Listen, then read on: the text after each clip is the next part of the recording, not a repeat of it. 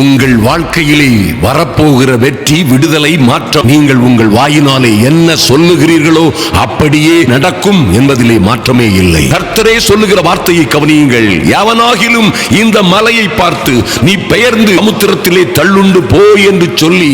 தான் சொன்னபடியே நடக்கும் என்று தன் இருதயத்திலே சந்தேகப்படாமல் விசுவாசித்தால்